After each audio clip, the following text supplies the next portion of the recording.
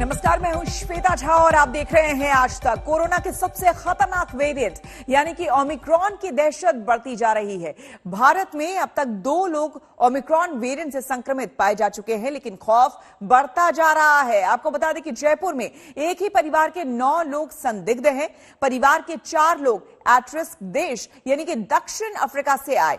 उसके बाद परिवार के 9 लोग पॉजिटिव पाए गए हैं। सभी का सैंपल जीनोम सीक्वेंसिंग के लिए भेज दिया गया है। दिल्ली के एलएनजेपी अस्पताल में 12 संदिग्ध हैं, तो महाराष्ट्र में 20 से ज्यादा संदिग्ध संक्रमित है। ओमिक्रॉन को लेकर एयरपोर्ट पर सख्त गाइडलाइंस जारी कर दी गई है। एट रिस्क वाले 11 देशों से आने वाले सभी यात्रियों का एयरपोर्ट पर आरटीपीसीआर टेस्ट जरूरी है। तो चलिए आपको हम ग्राफिक्स के जरिए कुछ बातें स्पष्ट कर दें। एट रिस्क देशों में आने वाले 58 फ्लाइट्स, 16,000 यात्री, 18 उसमें से पॉजिटिव पाए गए हैं। 58 फ्लाइट्स आए जिसमें कि 16,000 यात्री थे। एयरपोर्ट पर देखिए किस तरह से टेस्ट हो रहा है। आरटीपीसीआर टेस्ट 3500 से 4,000 रुपए तक में आपको आरटीपीसीआर टेस्ट हो जाएगा। साथ ही साथ अगर आपको रैपिड एंटीजन टेस्ट करवाना है तो 500 रुपए में वो टेस्ट हो जाएगा। 11 हाई रिस्क देशों से आने वाले सभी यात्रियों का आरटीपीसीआर टेस्ट हो रहा है। अन्य देशों से आने वाले 5% यात्रियों की रैंडम टेस्टिंग एयरपोर्ट पर की जा रही है। देश में ओमिक्रॉन की दस्तक ने सरकार और सिस्टम को अलर्ट कर दिया है। ये जरूरी भी है, लेकिन देश भर के एयरपोर्ट्स पर टेस्ट के लिए लंबी लाइनें, गाइडलाइंस को लेकर कंफ्यूजन और महंगा कोरोना टेस्ट यात्रियों के लिए झमेला साबित हो रहा है। दिल्ली एयरपोर्ट से बाहर निकलते लोगों के चेहरे पर झुंझलाहट झलकती है।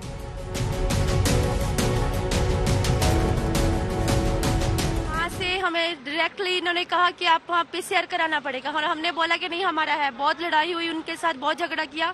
नहीं, यह इंडिया का रूल है, इंडिया के रूल किया है। दरअसल ओमिक्रॉन वेरिएंट को लेकर केंद्र सरकार ने जो ट्रैवल एडवाइजरी जारी की है उसके मुताबिक 11 हाई रिस्क देशों से आने वाले सभी यात्रियों को आरटीपीसीआर टेस्ट कराना होगा, जबकि अन्य देशों से आने वाले 5% यात्रियों की भी रैंडम टेस्टिंग की जा रही है। इन यात्रियों को टेस्टिंग के बाद रिपोर्ट आने तक एयरपोर्ट पर ही रुकना पड़ता है। ये नियम 1 दिसंबर से लागू हुए थे, लेकिन इन नियमों को लागू करने के तरीके से यात्री परेशान हो रहे हैं। हालांकि अब धीरे धीरे चीजें ट्रैक पर आ रही हैं। पीछे आप देख सकते हैं किस तरीके से टेस्टिंग की व्यवस्था यहाँ पे की गई है, जिसमें कि रैपिड पीसीआर है और आरटीपीसीआर टेस्ट है। जो आरटीपीसीआर है वो 5 घंटों में उसकी रिपोर्ट आएगी। रैपिड पीसीआर जो है वो 90 मिनटों में उसकी रिपोर्ट आ जाएगी। मुंबई एयरपोर्ट पर भी ओमिक्रॉन वेरिएंट की ट्रेसिंग को लेकर सख्त गाइडलाइंस का पालन हो रहा है, जिसकी वजह से मुंबई एयरपोर्ट पर यात्रियों की संख्या भी कम हो गई है। दरअसल बीएमसी की गाइडलाइंस में कहा गया है कि जोखिम वाले देशों से मुंबई में आने वालों को आरटीपीसीआर टेस्ट कराना होगा। टेस्ट रिपोर्ट जो भी आए, लेकिन यात्रियों को 7 दिनों तक क्वारंटीन रहना होगा। इन 7 दिनों में 3 बार आरटीपीसीआर टेस्ट करवाना होगा, दूसरे, चौथे और 7वें दिन। साथ ही मुंबई एयरपोर्ट पर आज रात से वैक्सीन की दोनों डोज लगवा चुके घरेलू यात्रियों को भी निगेटिव आरटीपीसीआर टेस्ट रिपोर्ट दिखानी होगी। दिल्ली और मुंबई की तरह ही देश के सभी इंटरनेशनल एयरपोर्ट्स पर नई कोरोना गाइडलाइंस लोगों के लिए मुसीबत का सबब बन रही है, जिसका एक फैक्टर टेस्ट की कीमत भी है। एयरपोर्ट्स पर एक आरटीपीसीआर टेस्ट 3,500 से 4,000 रुपए है, जबकि बाहर इसकी कीमत 500 रुपए है। एयरपोर्ट्स पर रैपिड एंटीजन टेस्ट के लिए हर यात्री से 500 रुपए चार्ज किए जा रहे हैं। नॉर्मल से 7-8 गुना पैसे देकर टेस्ट करवाने के बाद भी यात्रियों को एयरपोर्ट्स पर 4 से 6 घंटे का इंतजार करना पड़ रहा है। यहाँ पे आने के बाद इन्होंने आरटीपीसीआर के नाम पे 7 घंटे खराब किया है। तो आप अंदर 7 घंटे तक बैठे? हाँ, 7 घंटे तक वेट किया। एरोप्लेन से बाहर भी नहीं निकलने देते, निकलते ही हमें सबको घेर लेते हैं कि पहले टेस्ट दिखाओ। देखने के बाद भी वो बोलते हैं पीसीआर टेस्ट करवाओ। पीसीआर टेस्ट जबकि हम बाहर से करवा के आते हैं, वो 72 आवर्स के लिए वैलिड होता है। फिर भी वो 500 वालों को भी 1.5 घंटे में रिपोर्ट दे रहे हैं, 4,000 वालों को भी दे रहे हैं। हम पूछते हैं कितने देर में रिपोर्ट आएगी, वो बोलते हैं ये तो 3900 रुपया लेना है, ता 1 घंटे में आ जाएगी। जिसने 500 देना है उसको 6 घंटे में बैठना पड़ेगा। ये सिस्टम थोड़ा है गवर्नमेंट का। ओमिक्रॉन वेरिएंट को लेकर दुनिया के कई देशों ने फ्लाइट बैन लगाया है, लेकिन भारत में फिलहाल सख्त ट्रैवल गाइडलाइंस जारी की है। जिन्हें लागू करवाने में सिस्टम थोड़ा नर्वस फील कर रहा है। इसकी वजह से यात्रियों को समझ ही नहीं आ रहा कि क्या करना है और कैसे करना है। पिछले 2 दिन में दिल्ली अंतर्राष्ट्रीय हवाई अड्डे पर काफी क्योस मचा था। जो पैसेंजर्स अलग अलग विदेशों से आ रहे थे हिंदुस्तान, उन्हें मालूम नहीं था कि उन्हें लैंड करने के बाद या तो रैपिड पीसीआर या आरटीपीसीआर टेस्ट करवाना पड़ेगा, जिसकी वजह से अंतर्राष्ट्रीय हवाई अड्डे पर काफी क्योस था। लेकिन आज तीसरा दिन है जब से सरकार ने नई गाइडलाइंस को लागू किया है और आज चीजें काफी बेहतर हैं। इस समय जितने भी पैसेंजर्स अलग अलग विदेशों से हिंदुस्तान आए हैं, उनका कहना है कि सरकार को उन्हें इस चीज के बारे में पहले इत्तला कर देना चाहिए कि इस तरीके का टेस्ट उनका एयरपोर्ट पे होगा, ताकि उन्हें उतना इंतजार ना करना पड़े। ऐश्वर्या पालीवाल, कैमरा पर्सन, अनूप प्रजापति के साथ। और आपको बता दें कि एजेंडा आज तक में केंद्रीय उड्डयन मंत्री ज्योतिरादित्य सिंधिया ने कहा कि ओमिक्रॉन वेरिएंट के खिलाफ तैयारी हमारी पूरी है। ओमिक्रॉन जो वेरिएंट आज आया है, पहले बीटा वेरिएंट आया था, उसके बाद डेल्टा वेरिएंट आया, उसके बाद डेल्टा प्लस आया, अब ओमिक्रॉन वेरिएंट आया जिसमें 30 स्पाइक प्रोटीन के म्यूटेशंस हैं। विश्व भर में इसकी क्या स्थिति है, इस पे अभी भी तहकीकात की जा रही है। जीनोम सीक्वेंसिंग के आधार पर, ट्रांसमिटेबिलिटी पर, इंटेंसिटी ऑफ डिजीज पर हमें देश में पूरी सावधानी हमें बरतनी चाहिए। इसलिए पिछले 4-5 दिनों में नागर विमानन मंत्रालय, स्वास्थ्य मंत्रालय दोनों साथ मिलकर 11 देशों को हमने अंकित किया है, जहां एट रिस्क कंट्रीज को हमने उन्हें लेबल किया है। और वहां से जितनी भी फ्लाइट्स आ रही हैं भारत के अंदर, और एट रिस्क कंट्रीज से करीब 12 एयरपोर्ट्स पे आ रही हैं और अतिरिक्त करीब 26 एयरपोर्ट्स पे आ रहे हैं, वहां पूरी व्यवस्था आरटीपीसीआर टेस्ट की, रैपिड आरटीपीसीआर टेस्ट की, और प्रोसेस करीब 4 से 5 घंटे लेता है नॉर्मल आरटीपीसीआर के लिए, और रैपिड आरटीपीसीआर में 60 से 90 मिनट में यात्री बाहर निकल सकते हैं। तो पिछले 2-3 दिनों में बहुत काम करके हमने व्यवस्था जमाई है। और अब देखिए क्या आज खत्म होगा किसान आंदोलन।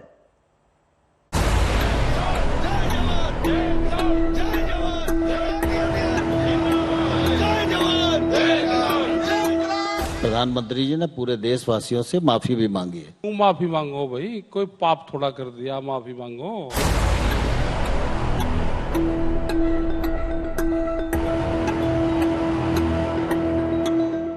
काले कानून एक कोरोना की तरह बीमारी थी। अगर वो मांग मान गई है तो हमको अपने आंदोलन के निर्णय पर पुनर्विचार करना चाहिए। बड़ा सवाल है ना, एमएसपी का बड़ा सवाल देश में है, उसको लागू कर दो।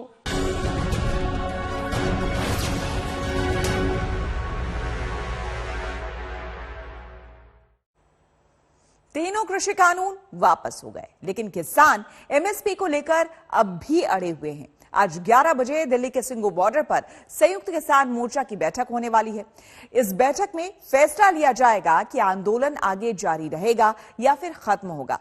किसान एमएसपी को लेकर आगे की रणनीति पर चर्चा करेंगे। एमएसपी पर सरकार बातचीत के लिए तैयार है।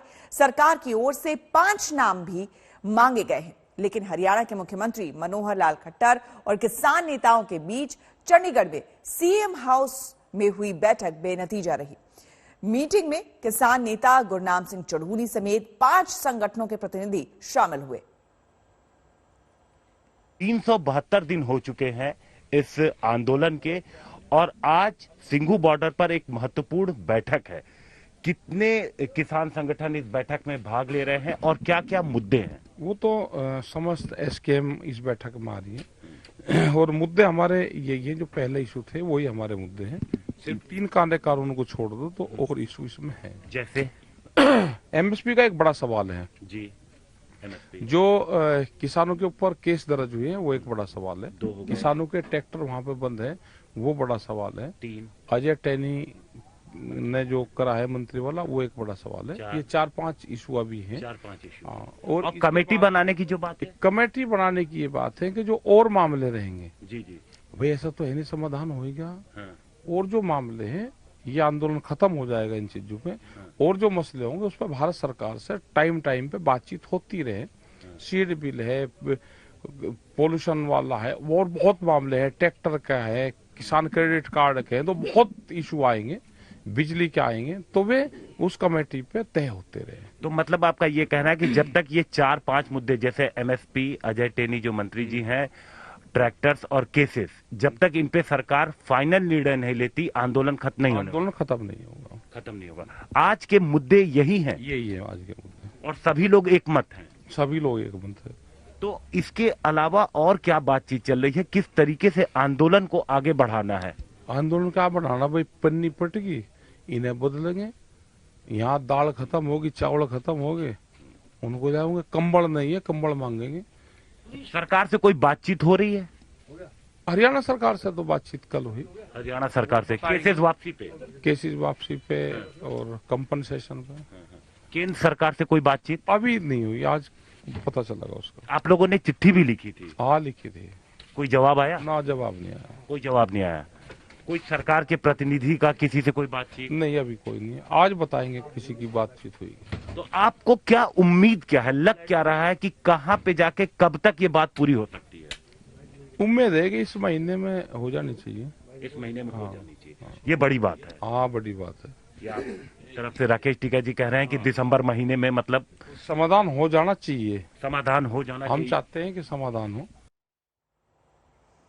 चलिए अब रुक करते हैं अगली खबर का। आने वाले तूफान जवाद की बात करते हैं। बंगाल की खाड़ी में उठने वाले इस चक्रवाती तूफान को लेकर आंध्र प्रदेश और उड़ीसा में अलर्ट जारी कर दिया गया है। आज शाम दोनों राज्यों के तटों से तूफान टकरा सकता है। इस तूफान की रफ्तार 110 किलोमीटर प्रति घंटे की रफ्तार है। तूफान जवाद का असर दिखने भी लगा है। आपको बता दें कि ओडिशा के पुरी में सुबह से बारिश शुरू हो चुकी है। इन सबके बीच समंदर के किनारों से पर्यटकों को हटा दिया गया है। पुलिस प्रशासन लगातार वहां पर अनाउंसमेंट कर रहा है और निगरानी बढ़ती जा रही है। साथ ही स्थानीय लोगों को सुरक्षित ठिकानों पर पहुंचाया जा चुका है। एनडीआरएफ की 46 टीमें लगातार तैनात हैं।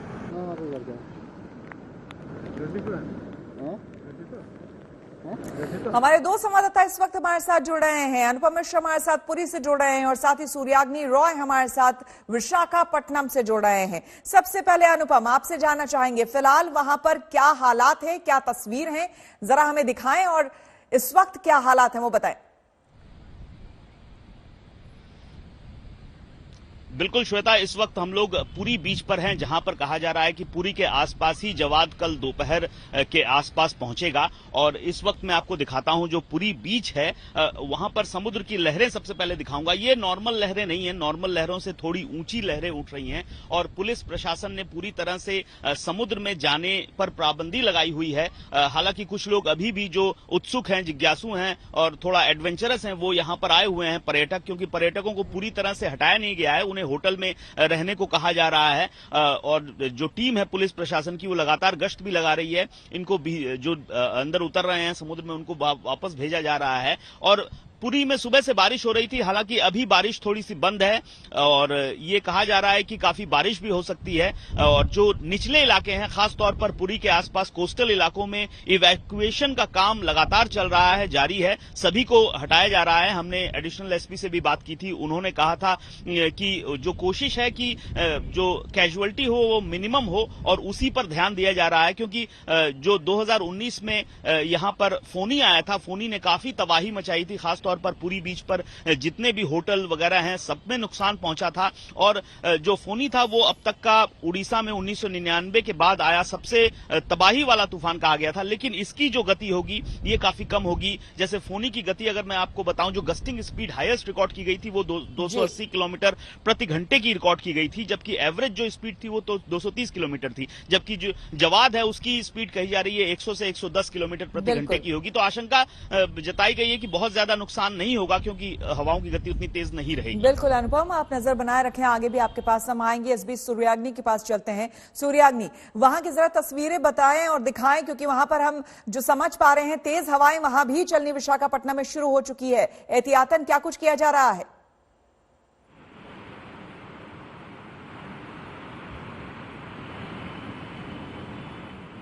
सूर्याग्नि, क्या आपको मेरी आवाज मिल पा रही है?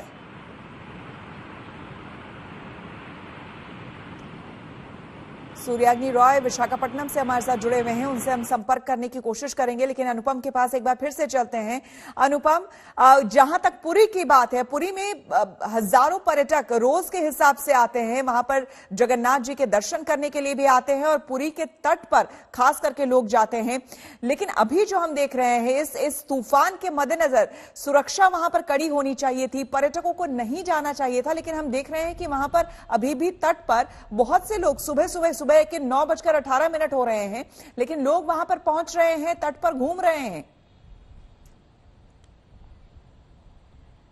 बिल्कुल श्वेता, वही मैं दिखा रहा हूं। आप देख सकती हैं कि अभी भी पुलिस प्रशासन, जब सुबह हम लोग आए थे 8 बजे के आसपास या उससे पहले, तब काफी लोगों को हटाया जा रहा था। पुलिस की जो गश्त टीम थी वो यहां से गुजर रही थी, लोगों को हटा रही थी। लेकिन जैसे ही गश्त टीम जा रही है और जो पर्यटक हैं वो तुरंत यहां आ जा रहे हैं। उसकी एक वजह यह है कि होटलों में अभी भी पर्यटक हैं और होटल जो है सी बीच के बिल्कुल करीब हैं, मुहाने पर हैं। ऐसे में जैसे ही पुलिस को वो नहीं देखते हैं तो तुरंत यहाँ समुद्र के किनारे विशाखापट्टनम का, और यहाँ से ही करीबन 230 किलोमीटर की दूरी पे साइक्लोनिक स्टॉर्म जवाद जो है वो वहां से पास करेगा। आंध्रा के कोस्टल रीजन को टच करते हुए ओडिशा की तरफ वो मूव करेगा। लेकिन एक मजेदार बात या फिर हैरानी की बात अगर हम कहें या फिर दिखा सके तो यहाँ पर स्थानीय लोग, क्योंकि आज सैटरडे है और ये एक टूरिस्ट अट्रैक्शन है, यहाँ पे बहुत सारे ऐसे लोग हैं और जो यहाँ पे घूमने आए हैं, सेल्फी खींचने आए हैं, लेकिन दुकानें सारे इनको बंद कर दिया गया है सरकार की तरफ से। इन लोगों से एक बार बात करने की कोशिश अगर हम करें कि यहाँ पे आखिर चल क्या रहा है। एक बार एक साइक्लोनिक स्टॉर्म की वार्निंग भी है, लेकिन यहाँ पे स्थानीय लोग घूम रहे हैं। कहीं डर नहीं लगता? डर नहीं लगता भैया, क्या व्यापार करने के लिए if I stay at home I can not live, that's why I came here. For example if it fall heavy rain, then I will leave this place and go to home. अच्छा, सरकार की तरफ से यहाँ पे दुकानें सब बंद कर दी गई? हाँ, बंद करो बोले, कल आए कि बंद करो, तूफान है ना इसलिए सब बंद करके जाओ बोले। और यहाँ पे जितने भी लोग थे उनको पीछे जाने के लिए कहा गया था? यहाँ पे जितने लोग थे उनको क्या पीछे जाने के लिए? दोबारा आएंगे अनुपम, आप भी नजर बनाए रखें। लेकिन फिलहाल शुक्रिया आप दोनों का। और अब बात बीएसएफ के स्थापना दिवस की, जो कि इस बार जैसलमेर में मनाया जा रहा है। आपको बता दें कि आज से 2 दिन के दौरे पर अमित शाह जैसलमेर जा रहे हैं, जहां वो सीमा पर तैनात बहादुर जवानों से मुलाकात करेंगे। वहीं स्थापना दिवस के कार्यक्रम में हिस्सा भी लेंगे।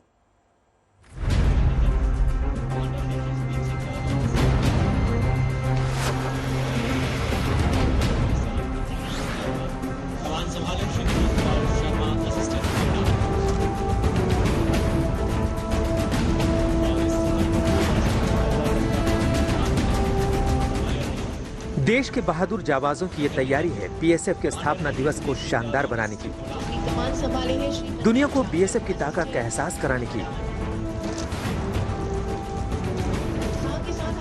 आसमान से लेकर जमीन तक ये जवान दम भरने को तैयार हैं। ये कदमताल दुश्मनों के हौसले पस्त कर दी, जहां पुरुषों के साथ महिलाएं भी देश की सुरक्षा के लिए पूरी तरह मुस्तैद हैं। सेवानिवृत्त लांस नायक भैरव सिंह, देवी ये वही भैरव सिंह है। बीएसएफ का 57वां स्थापना दिवस इस बार पाकिस्तान से सटी सीमा जैसलमेर में मनाया जा रहा है। बीएसएफ की इस ऐतिहासिक परेड में पूरे देश के बीएसएफ 13 फ्रंटियर के करीब 12 रेजिमेंट हिस्सा ले रहे हैं, जिसमें बीएसएफ की artillery regiment, air regiment, motorcycle जाबाज टीम, बीएसएफ महिला जवानों का भवानी दस्ता शामिल है।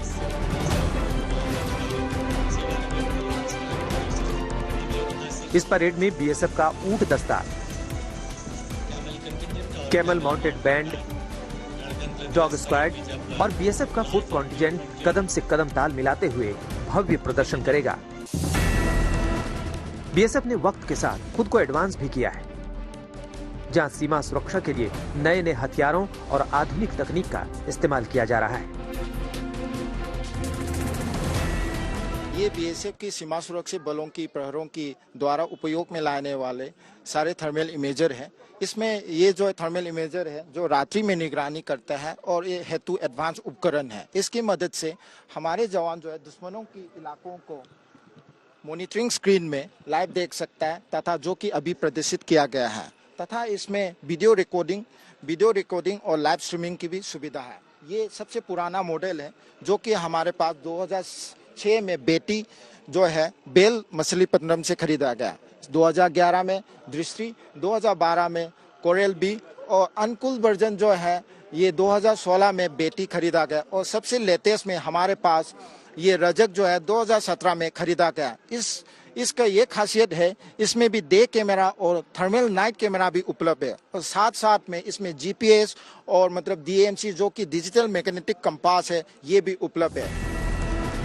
BSF के इस कार्यक्रम में हथियारों की प्रदर्शनी भी लगेगी, जहां आम जनता देश के आधुनिक हथियारों से रूबरू हो सकेगी। वो हथियार जिन्होंने वक्त और हालात के हिसाब से खुद को बदला है।